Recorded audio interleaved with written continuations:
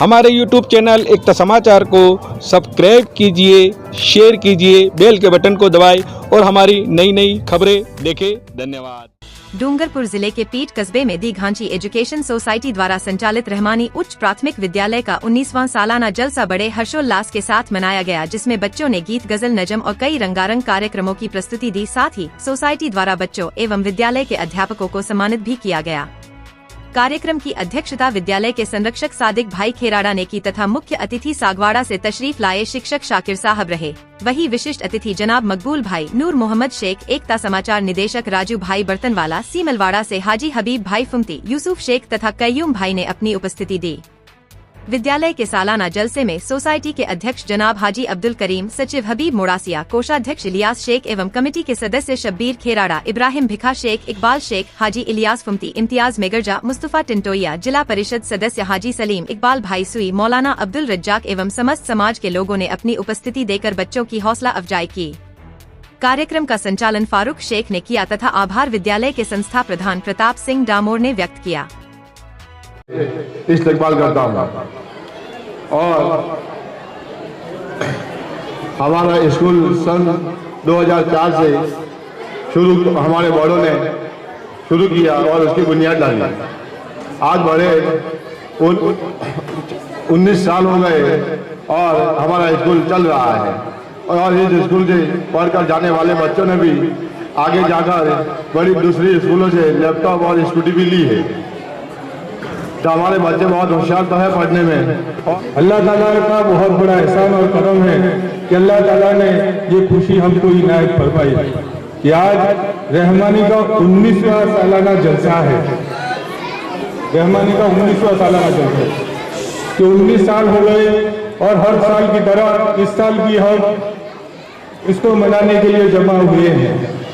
19 साल पहले एक छोटी सी सोच थी कि हमारे बुजुर्ग भी थे और हमारे स्कूल को जो आइडिया लेके आए थे मास्टर इशाक साहब, जो अभी यहाँ दिख नहीं रहे हैं, और मास्टर अयूब साहब एक सोच लेकर के बैठे थे और उसके बाद ये मेहनत हुई और उस समय के हमारे मरहूम मुतौली साहब हाजी इस्माइल साहब मौजूद थे। उनकी फिक्रों से ये स्कूल उस समय शुरुआत की और माशाअल्लाह देखते ही देखते आज यहाँ तक हम पहुँचे हैं। और इस स्कूल को चलाने के लिए शुरू से जुड़े हुए मैं मेरे खास करके 2 साथियों को याद करना चाहूँगा। एक तो मास्टर अनीस मेगरजा और मास्टर इलियास शेख शुरू से इसको बहुत खिदमत दे रहे हैं। और ये जो स्कूल खोली थी उस समय ये सपना था कि एक बुनियादी तालीम जो कि हमारे बच्चों को मजबूत तरीके से मिलनी चाहिए और वो इतनी सस्ती हो कि सभी तक पहुंचे। क्या आज के ज़माने में एजुकेशन मतलब क्वालिटी वाला एजुकेशन बहुत महंगा हो गया है, तो हमारे समाज जो कि सारे काम करने में कर सकता है ऐसा समाज है, तो हम आसानी के साथ सारे बच्चे मतलब गरीब तबके के पास भी गुणवत्ता युक्त शिक्षा हो, बुनियादी शिक्षा हमारी मजबूत हो ताकि हमारे उच्च शिक्षा के लिए हमारे बच्चे आगे जा सके। ऐसा लक्ष्य लिया था कि समाज में पढ़ने वाला हर बच्चा मतलब कि ये शिक्षा उस तक पहुँच जाए, ऐसा सोचा था।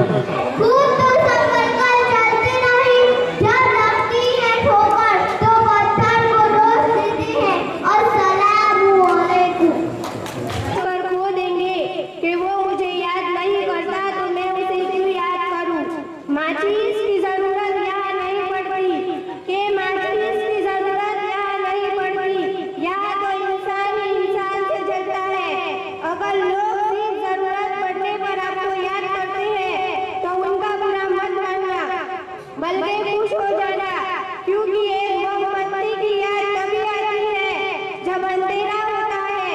अगर आप किसी को कुछ देना चाहते हैं तो अपना अच्छा वक्त दीजिए, क्योंकि आप हर चीज वापस ले सकते हैं पर किसी को दिया हुआ अच्छा वक्त वापस नहीं ले सकते। जब तक नींद और मौत में क्या फर्क है? किसी ने क्या खूबसूरत जवाब दिया कि नींद और मौत में क्या फर्क है? किसी ने क्या खूबसूरत जवाब दिया, नींद आधी मौत है और मौत मुकम्मल नींद है। क्या करामत है कुदरत की, ये क्या करामत है कुदरत की। जिंदा इंसान पानी में डूबता है और मुर्दा तैर कर दिखाता है। सुबह होती है, शाम होती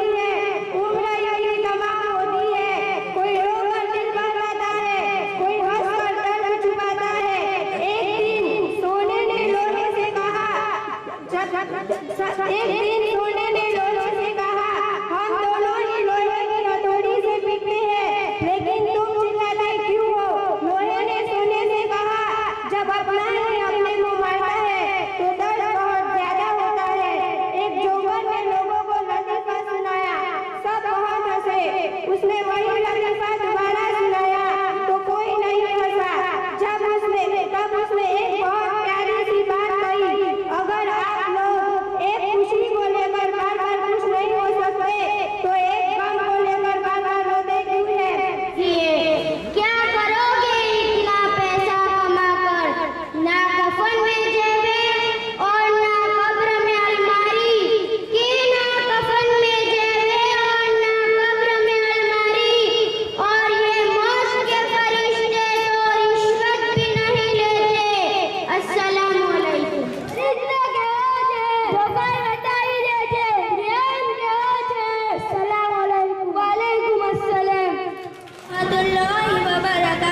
इंसान का सबसे बड़ा दुश्मन उसका नफ्स है।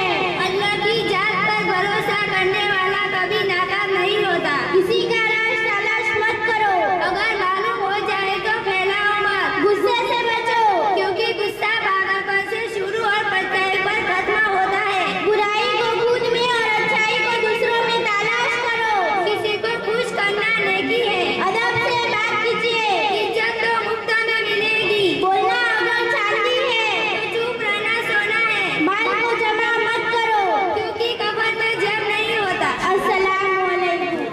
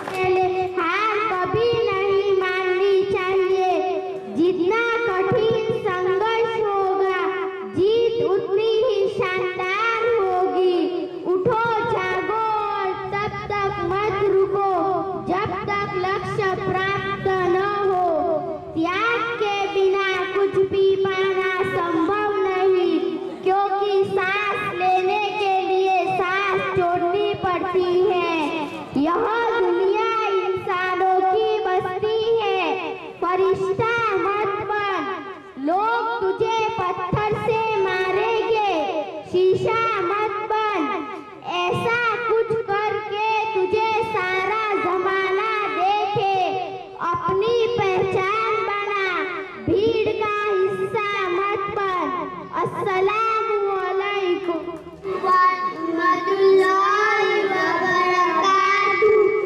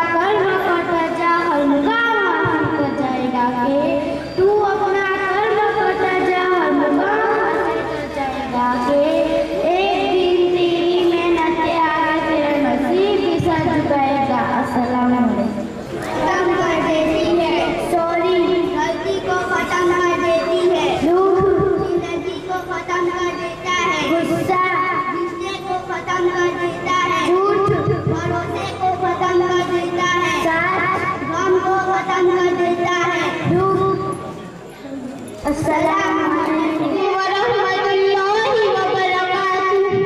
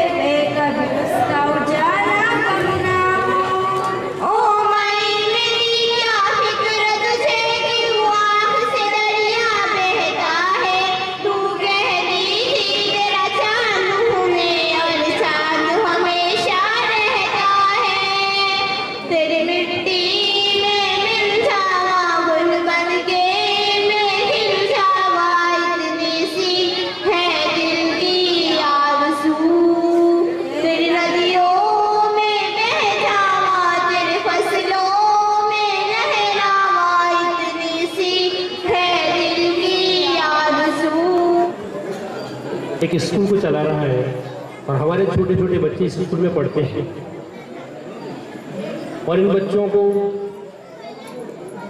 मेहनत करके हमने आगे बढ़ाया और ये बच्चे आगे जाकर के हमारे रहमानी स्कूल का नाम रोशन करते हैं। अक्सर जाते हैं स्कूलों के अंदर पूछते हैं कहाँ से आए, रहमानी से।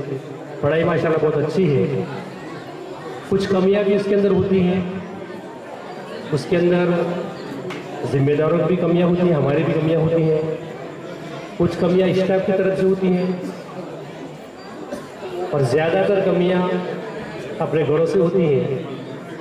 जिस तरीके से मास्टर साहब ने बताया कि बच्चा 6 घंटे या 8 घंटे स्कूल में पढ़ता है और 16 घंटा घर में माँ बाप के साथ में रहता है, तो अपने माँ बाप हमारे बच्चों के ऊपर अगर ध्यान नहीं देंगे तो बच्चे आगे नहीं बढ़ेंगे। इन बच्चों के लिए जिस तरीके से हमारे मेहमान ने बताया कि अगर माँ बाप पढ़े हुए नहीं हैं, उन्हें कुछ मालूम नहीं है, कुछ तालीम नहीं ली है, लेकिन उसके बावजूद भी अपने बच्चों को बिठा करके सामने बैठ कर कहे कि तू पढ़, मैं सुनती हूँ, तू लिख, मैं देखती हूँ, उससे उस बच्चे के ऊपर असर पड़ेगा और वो बच्चा पढ़ेगा माँ के और बाप के डर से, तो उसके अंदर तालीम जिंदा होगी।